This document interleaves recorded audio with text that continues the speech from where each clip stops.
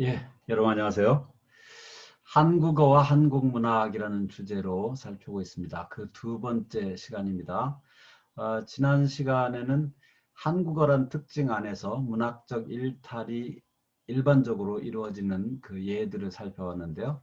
이번에는 그 일탈의 방법, 매개체로 방언이 어떻게 사용되고 있는가를 이제 구체적인 또 시의 예를 들어서 같이 보도록 하겠습니다. 자, 김소월 시인의 시 다시 보죠. 자, 접동, 아우레비 접동. 접동은 알겠는데, 아우레비 접동 뭘까? 예, 일단 읽어보죠.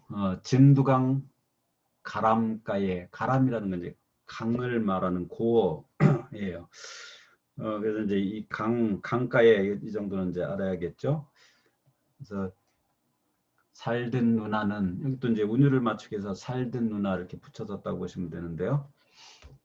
진두강 앞마을에 이런 것도 다 이렇게 붙였었고, 이 표고법이 이제 앞, 뒤 약간씩 그 당시하고 요거 좀 하고 다르다는 걸 여러분 이해를 해야 됩니다. 와서 옵니다. 역시 하나의 구절로 만들었어요. 붙여서. 옛날 우리나라 먼 뒤쪽에 진두강 가람가에 살던 누나는 이붓 어미 시샘에 죽었습니다.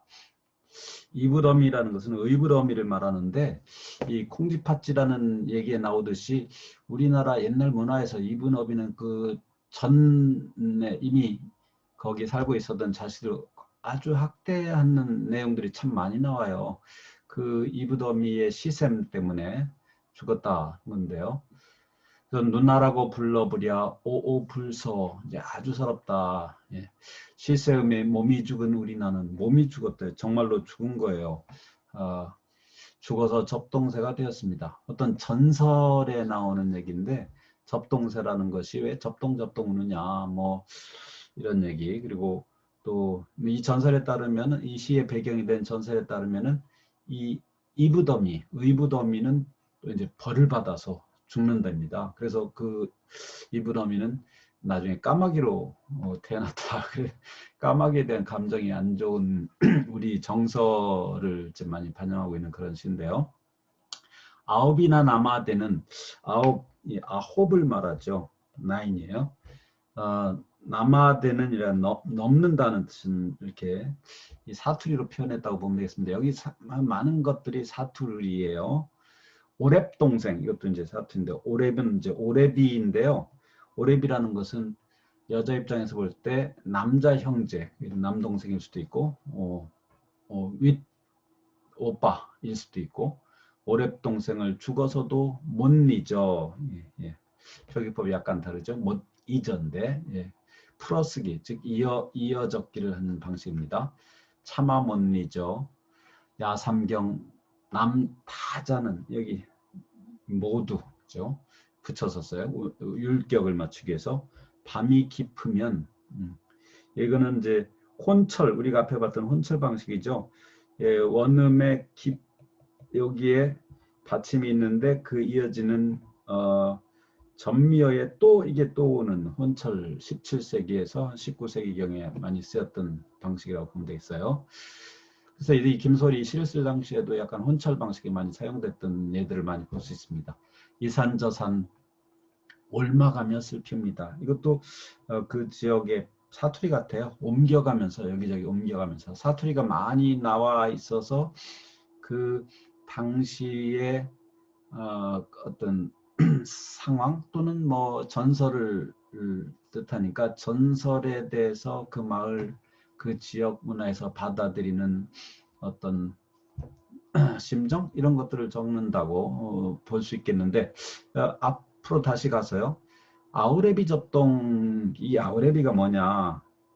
이 아우레비가 여기 앞에 아래 나왔던 아홉을, 9명의 오레비를 이렇게 붙여가지고, 9명 그리고 오레비, 이걸 붙여서 이런 단어를 만들었지 않느냐라고 분석을 합니다. 그러니까 9명의 접동. 예. 근데요, 접동을 이제 동생들을 이제 가리키는 거죠. 동생들이 그리워서 의붓어미에서 죽임을 당한 누나가 젖동새가 돼서 슬피 운다라는 그런 아주 슬픈 얘기를 방언을 많이 사용해서 쓴 예입니다. 그 다음 보시면 산새는 외우노 심해 산골. 심해라는 것은 시골을 말할 텐데 깊은 산골을 말한다고 보면 되겠습니다. 영 넘어가려고 그래서 울지. 여기도 사투리가 심해 외우노 이렇게 사투리가 있는데 그것 말고 여기는 시각적인 어떤 파격 방법을 많이 사용했어요. 산, 영 이렇게 한자는 이제 한자 자체를 표현했는데 이 산하고 영하고 내내 이제 비슷한 것 개념이죠. 영이라는 고갯길인데요. 큰 고갯길은 넘기가 굉장히 힘들어요. 그래서 고개령자를 한자로 쓰면 굉장히 복잡해 보이죠. 이게 분석이 딱 맞는 거라 할 수 없지만 어려운 그런 삶의 모습, 그거를 극복할 때 심정 이런 것들을 시각적인 어떤 효과를 내기위해서 썼다고 분석할 수도 있겠습니다. 그 다음 보시면 흘러도 년 따라 흐르디다려, 흐릅디다려 굉장히 많은 의미를 함축한 거예요. 흐릅다고 하더랍니다. 이런 흐른다고 하더랍니다. 이런 건데요. 이것도 아무나 쓰는 게 아니고 일종의 특정한 지역 사람들이 쓰는 방언이라고 볼 수 있어요. 여러분 요즘에도 경상도 사람들이 쓰는 그 표현들을 보면은 어미 부분을 굉장히 붙여서 이렇게 융합해서 쓰는 경향이 많죠. 그래서 그런 것들이 이 김수월이 쓰던 이 지역 그 방언에 많이 나와 있지 않나라고 생각해 볼 수 있겠습니다. 당신과는 그만 이편저편 써 때때로 울어 바랄 뿐입니다려. 뿐입니다려. 조금과 뿐이다고 하더군요. 뭐 이런 식 의미라고 볼 수 있겠는데요. 어쨌든 이 김소래 이 시에는 뭐 단어 자체 이렇게 어려운 거는 없는데 물론 이제 아우레비 접동이 무슨 의미인가 참 이거는 해석하기가 참 어려운 문제인데요. 여기에 특징은 이 필자의 작가의 어떤 심정을 뭐 슬픈 감정 되게 대체로 좀 뭔가 애처로운 감정을 김소월 씨는 많이 표현을 했는데 그거를 방언을 통해서 더 이렇게 뭔가 촉촉하다고 할까요? 뭔가 있는 그대로의 감정을 이렇게 필터로 거르지 않고 그냥 그대로 나타내서 시적 효과를 더 거두고 있다고 볼 수 있겠습니다. 예, 백석이라는 시, 사실 내가 제일 좋아하는 시인입니다. 백석 시인과 정지용 시인이 서정 시인으로서 난 최고라고 생각을 해요. 이 시들이 최근에 더 많이 발굴되고 알려지고 있는데요. 여기 나오는 백석은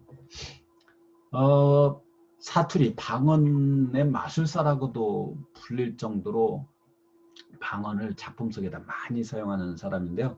이 사람은 자기가 태어난 지역, 자기 고향인 한북 정주 그 지역의 사투리만 쓰는 게 아니라 온갖 지역의 사투리를 그 작품에 마구 구사하고 있는 거로 알려져 있어요. 뭐 예를 들면 충청도 사투리도 나오고요.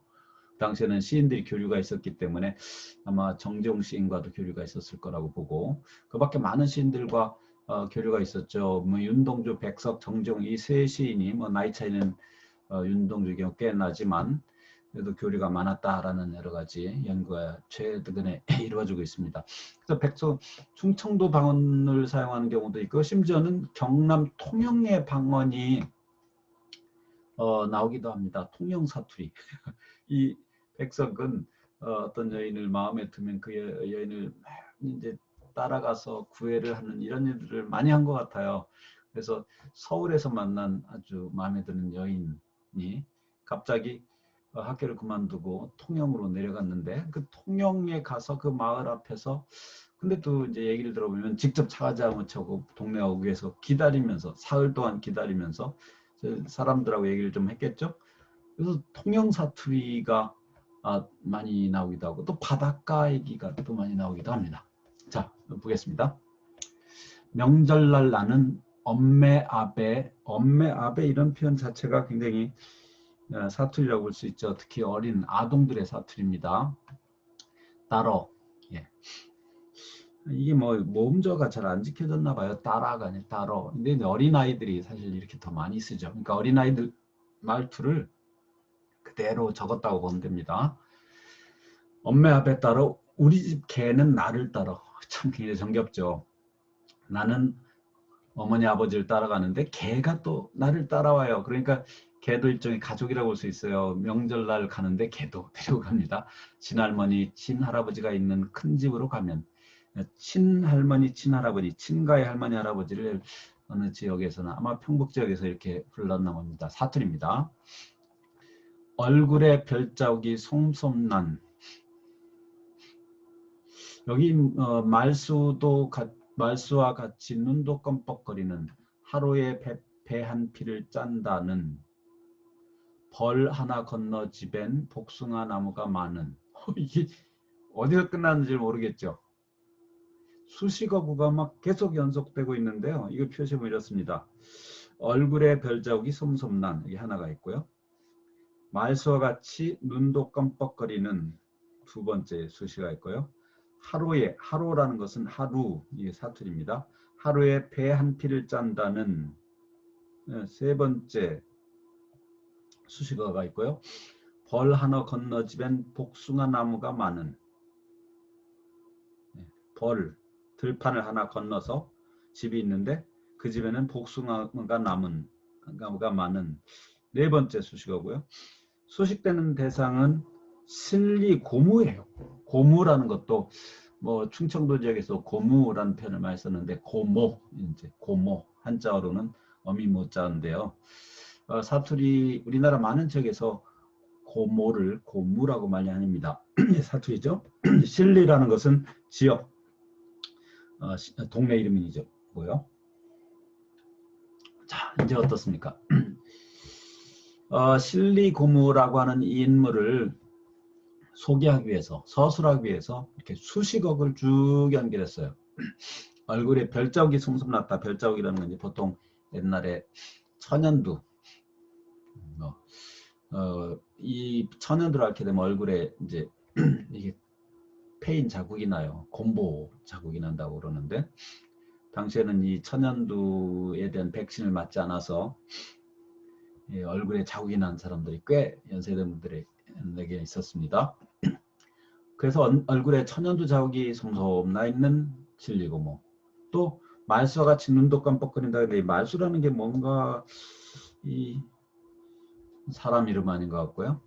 말수가 적다 많다. 난 이렇게 봅니다. 뭐 어떤 사람들은 이게 말의 수, 옛날에 말이라는 게 이제 곡식을 이렇게 재는 단위였는데 말로 한 말, 두 말 이렇게 세면서 눈을 껌뻑여는 사람도 있다는데 왜 그런지 모르겠어요. 뭐 속임수를 쓰려고 그랬다는 건지. 어쨌든 내가 볼 때는 여기서는 그런 것보다도 말수와 함께 가치라는 거 함께 그러니까 말을 할 때에 눈을 껌뻑이면서 이런 분들이 간혹 있어요. 말을 할 때 눈을 껌뻑이는데 이게 어떤 그 자신감이 결핍된 의학적 증상이라고 요즘은 봅니다. 눈을 깜빡깜빡하면서 자기도 모르게 무의식적으로 그렇게 말하는 사람이 있는데 이제 말을 할 때 눈도 껌뻑거리기도 하고 하루에 배 한 피를 짠다는 엄청난 그 직조 능력이 있는 분이죠.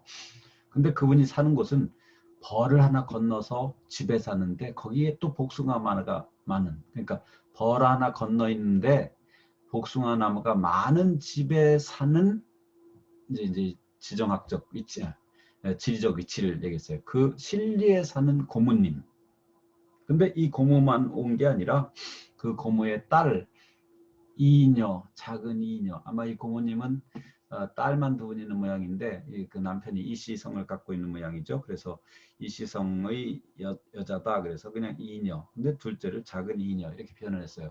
그러니까 지금 이제 명절날 자기 엄마, 아버지, 개 이렇게 갔는데 보니까 고모, 한 고모 가족이 또 왔는데 그 고모에 대한 쭉 묘사를 하면서 이제 그 누구누가 왔는지를 또 얘기를 했는데요.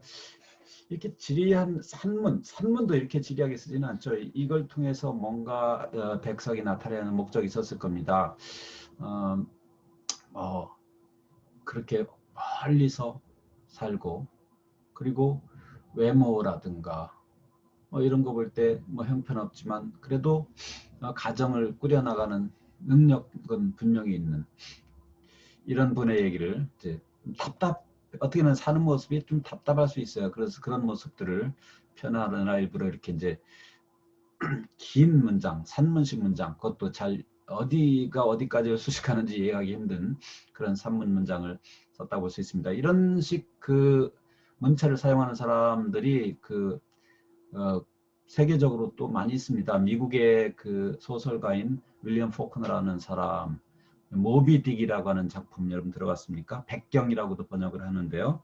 이 백경이라는 이 작품, 굉장히 유명한 작품이죠. 이 작품의 작가인 윌리엄 포크너가 쓴 한 그 단편 소설을 내가 직접 읽다가 너무 참 답답하면서 어떻게 이렇게 글을 쓸 수 있을까 아주 따분하게 느낀 적이 있는데 한 문장이 3페이지 반 동안 연결됐어요. 한 문장이 3페이지 반까지 끊어지지 않고 이어지는데 미칠 지경이죠. 그런데 그런 그 긴 문장을 통해서 이 작가가 윌리엄 포크너가 의도하다고 했던 것은 딱딱 끊어지지 않는 우리의 세상살이, 답답한 세상살이, 어떻게 보면 부조리해 보이는 세상살이를 문체를 통해서 나타냈다고 해석이 되고 있고요.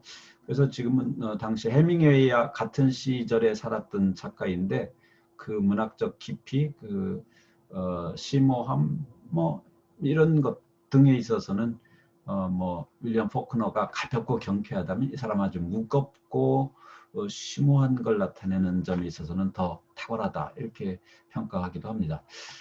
자, 그 다음 또 어떤 분이 하는가 보죠. 16에 40이 넘은 호랍이 후처가 된, 역시 또 계속 연결돼요. 자, 두 번째 분의 소개를 또 한번 문장으로 어떻게 연결되나 보죠. 16살 나이에 40이 넘은 호랍이 후처가 됐어요. 참 가난한 집이었던 게 나타나죠. 포조족하니 성이 잘나는 살빛이 매감탕 같은, 두 번째인데요. 포조족하다는 것은 이제 푸르스름하다는 거에 이제 사투리라고 보면 되겠고, 성이 잘나는 살빛, 이게 성질이 더럽다 이런 의미가 아닙니다.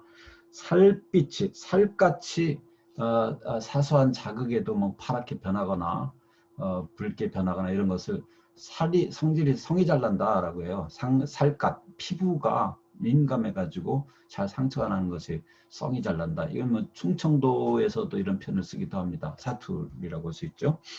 그래서 푸르스름하고 피부가 푸르스름하고 상처가 잘 나는 그런 살빛이 매감탕, 감으로 만든 탕 같은 그런 색깔인 분이고요.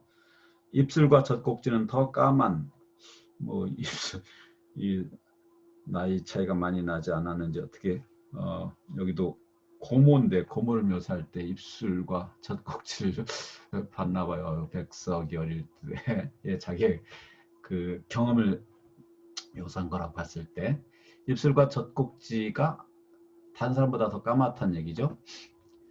그 예수쟁이 마을 가까이 사는 지리적 위치예요. 세 번째. 그래서 이런 토산고무, 이 토산고무가 또 오셨는데 이분은 그 토산고무와 고모의 딸 승려, 승씨 집안으로 시집을 가셨나 보죠. 승려 그리고 아들 승동이 두 이제 사촌이겠죠. 필자경 사촌과 이제 또 토산 고모님이 오셨는데 이 토산 고모님은 정말 참 힘들게 사시는 분이라는 것을 알 수 있는데 또 뭐 이렇게 육감적인 표현까지 표현을 했습니다. 있는 그대로 어린아이의 눈에 보이는 그대로의 표현이 있다고 보면 되겠습니다. 육십리라고 해서 파랗게 베이는 산을 넘어 있다는 해변에서 과부가 된 코끝이 빨간 언제나 흰옷이 정하든 말끝에 설게 눈물을 짤 때가 많은 큰골 고무. 여기도 이제 큰골 고무를 또 서술하는데 수식어로 육십리에 사시는 이라고 부르기도 하는가 봐요. 육십리라고 해서 파랗게 베이는 산을 넘어야 되고 그 넘으면 해변에서 과부가 돼서 혼자 살아요. 그런데 코끝이 또 빨개요. 그리고 언제나 흰 옷이 정하든, 언제나 정하다는 것은 이렇게 잘 정돈해서 입는다는 뜻이죠. 흰 옷을 이렇게 말끔하게 입으시는, 그리고 또 말끝마다 눈물을 짤 때가 많은, 말할 때마다 하도 서러워서 눈물을 짜면서 말씀하시는 큰 꼴, 옛날에 골짜기를 이렇게 골 이렇게 리을시옷으로 표현했는데, 여기 이 시의 제목도 여우난 꼴입니다. 여우가 난 골짜기, 그곳에 사는 가족 이야기인데, 아마 큰 집이 여기에 사시는 분이죠. 여나꼴에 그 고모와 고모의 딸 홍녀, 그러니까 딸은 홍녀고 아들은 홍동이, 그리고 또 작은 홍동이, 홍씨 집안 시집을 가셨어요. 그래서 이제 세 명의 또 사촌들이 함께 왔습니다. 그래서 세 집, 고모 세 분에 대한 얘기를 했고요. 그 다음 보시면 배나무접을 잘하는 배나무접을 잘한다, 이게 하나고, 주정을 하면 토방골을 뽑는, 와, 주사가 엄청 심하셔서 술을 드시면, 토방골이라는 것은 이제 말을 올라갈 때 디딤돌을 말하는데요. 디딤돌을 뽑을 정도로 막 사나웠다고 해야 되나요? 힘이 세다고 할까요? 하여튼 주사가 심하신, 오리치를 잘 논다. 오리를 잡는 틀, 그러니까 동물을 잡는 뭘까요? 틀인데요. 도구죠. 오리 잡는 틀을 잘 놓기도 하고, 먼 섬에 반디짓 담그러 가기를 좋아하는, 먼 섬으로 반디, 밴댕이라고 부릅니다. 이것도 이제 사투리죠. 또 이런 수식어가 쭉 달려있는 삼춘, 작은아버지죠. 작은아버지를 삼춘이라고 하는 거, 이것도 우리나라 많은 지역에서 쓰는 사투리입니다. 근데 삼춘 엄매라고 했는데, 삼춘 엄매가 이걸 그대로 삼춘의 어머니라고 보면 자기 할머니인데 굳이 삼춘 엄매가 거기 있다가 온다고 볼 수는 없을 것 같고요. 아마 삼춘의 부인, 그러니까 작은 어머니를 표현한 것 같아요. 거기에다가 사춘 동생들, 여기는 누구 씨라고 하지 않았죠. 작은 아버니까 자기랑 같은 씨니까. 그래서 여기 보면은 여기 줄줄이 길게 표현한 것이 그냥 심심해서 한 게 아니라 뭔가 의도가 다 있어요. 여기 사춘 동생들, 여기는 성씨를 굳이 표현하지 않는 것도, 필요 없는 것은 적지 않았다고 해야겠죠. 그래서 이 백석의 기나기고 지루하고 이 산문, 특히 수식어가 많이 있으며 방언이 너무나 많아서 이해하긴, 이 시가 뜻하는 바는 명절날 온 대가족이 모이는 광경을 어린아이의 입장에서 있는 그대로 보시는 그 친척들의 모습을 아주 어린아이 눈에 비치는 그대로 잘 묘사한 작품이고, 이게 살기 힘든 그 가족의 모습을 보여주기도 하면서 또 아주 정감 넘치는 그런 내용이죠. 이 다음에 이어지는 내용은 이제 가족들이 어떤 음식을 만들어서 또 어떤 놀이를 하면서 어떻게 노는가, 이런 내용이 이어지기도 합니다. 자, 백석의 시, 방언의 마술사답게 온갖 방언들이 사용되는 그런 시 함께 살펴봤습니다. 이용학 시인의 시에도 방언들이 많이 나와요. 두낮 두밤을 두루미처럼 울어울어, 리듬을 많이 맞추고 있죠. 불술기라는 건 불을 막 뿜어내는 기차, 기관차를 당시에 또는 그 지역에서 그렇게 불렀다고 보면 됩니다. 일종의 방언이라고 볼 수 있고요. 구름 속을 달리는 양 유리창이 흐리더냐, 전라도 가시네라는 시인데, 이 표현 자체도 지금 현재 맞춤법과 다르죠. 근데 이제 그 지역 사투리는 정말 전라도, 이렇게 전라도 뭐 그렇게 쓰는 사람들이 많아요. 가시네도 이렇게 시내할 때 내자를 썼죠. 울어머니는 서투른 마우제 말로 들려주셨지. 마우제 말이라는 게 이제 이야기 힘든 건데, 러시아 말을 당시에 그 지역에서 그렇게 불렀다고 봅니다. 우라지오 가까운 한국에 사는 시인데요. 이 우라지오가 블라디보스톡이에요. 그러니까 초기에 그 여러 가지 서양의 지명들이 들어올 때 지금과는 전혀 다른 이름으로, 특히 지역마다 달리 부르는 이름으로 많이 불렸다고 합니다. 들창을 열면, 한옥에 들어올리는 창이에요. 물구지떡 냄새 내달았다. 물구지떡이라는 게 떡 종류인데 무슨 떡인지 모르겠지만 그 지역에서 많이 사용되는 떡이니까 이 향수, 이 냄새가 풍기죠. 쌍바라지라는 것은 아까 들창과 좀 다르게 양쪽으로 열어져 치는 그런 창입니다. 썩달나무, 썩은 나무예요. 썩는 냄새 유달리 향그러웠다. 여기도 아주 고향의 사투리 또는 이 작가가 독특하게 쓰는 개인적 사투리 이런 것들이 들어있습니다. 요사스러운 웃음이 배암처럼 깃들어들 것만 같아 싸늘한 마음에 너는 오시러운 피를 흘렸다. 이 오시럽다. 오시럽다. 이제 애처롭다, 안타깝다 이런 의미의 사투리라고 합니다. 기름진 박고랑을 가져 못 본 불황민 사이엔, 불황민이라는 게 이제 북쪽 지역에서 많이 쓰던 그런 편인가 봐요. 지역민. 뭐. 다시 만나면 알아 못 볼. 요 표현 여기는 이제 사투리는 안 하지만 못 알아볼을 알아 못 볼. 아마 이게 그 지역의 사투리라는 게 꼭 단어만 다르지는 않습니다. 표현 방식이 다른 것도 사투리예요. 그러니까 문장 구조도 좀 다를 수 있는데 그것도 이제 구조적 사투리인데요. 이것도 아마 그렇지 않나 생각을 해요. 못 알아볼, 알아 못 볼. 사람들끼리 비웃이 타는 데서 이 비웃 참,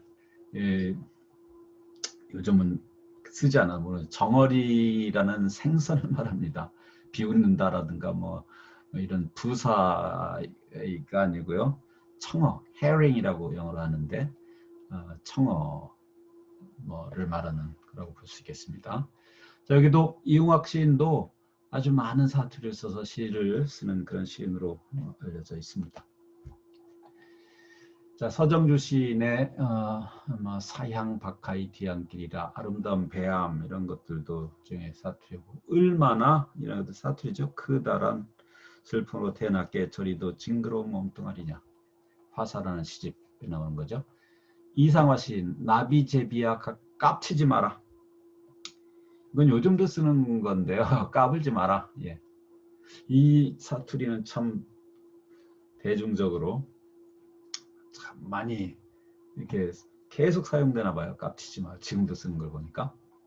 민드라미 들맞고 새도 인사를 해야지. 예, 민드라미라는 건 맨드라미가 아니고요. 민들레에 대한 사투리. 들맞꽃이라는 것은 어느 지역에 사용됐던 제비꽃을 말합니다. 민들레꽃, 제비꽃한테 제비한테 깝치지 말고 인사를 해라. 예, 토속 그 자리에 원래 살고 있던 존재. 이게 민들레 제비꽃이고요. 여기저기 날아다니면서 깝치는 존재 제비를 비교했습니다. 자, 김영란 씨의 360날 한양섭섭에 우읍내다. 예, 우읍내다. 개인적인 사투리, 한양 이런 것들. 하도 여러분이 읽어서 이거는 그냥 아주 익숙해 있죠. 예, 표준어가 아닌데도 불구하고 뭐 시라는 게 이제 많이 읽히다 보면 그 시의 구절구절들을 사람들이 그냥 자기도 모르게 사용하는데 참 이게 시인의 역량이고 힘이에요.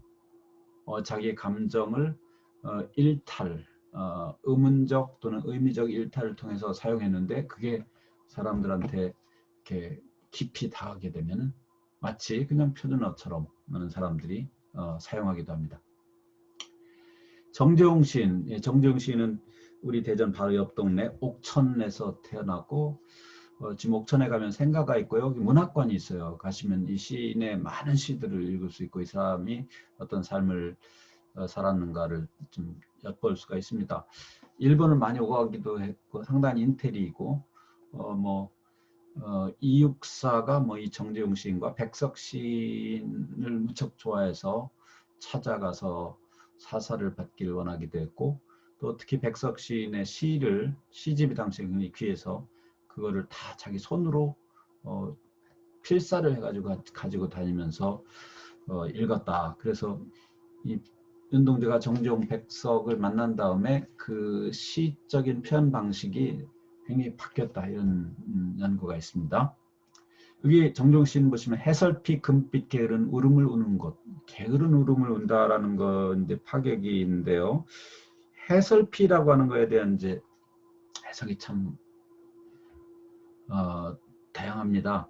이게 구슬프다라고 그냥 쉽게 해석하는 사람도 있는데 이 구슬픈 거하고 금빛하고가 잘 연결이 안 돼요. 그래서 이 해설피에 대한 또 다른 연구를 한 그 연구자에 따르면 해설피라는 게 해가 선다는 게 더 눈에 착 보이는데 해질녘을 해설피라고 옥천 지역에서 썼다. 그러니까 이 시인만 쓴 게 아니라 일반 사람들이 해설피라는 표현을 그 지역에서 사투리 썼다는 연구 보고가 있습니다. 그거면 금빛과 잘 어울리죠. 해질녘의 그 금빛 노을, 노란색 노을과 연결이 돼요. 그래서 해설피, 금빛, 게으른 울음을 우는 곳, 예. 향수라는 시에 나오는 고향 동네에 대한 아주 묘사가 잘 되어 있는 글이고 노래로도 만들어졌죠. 자, 시와 방언에 대해서 쭉 살펴봤고요.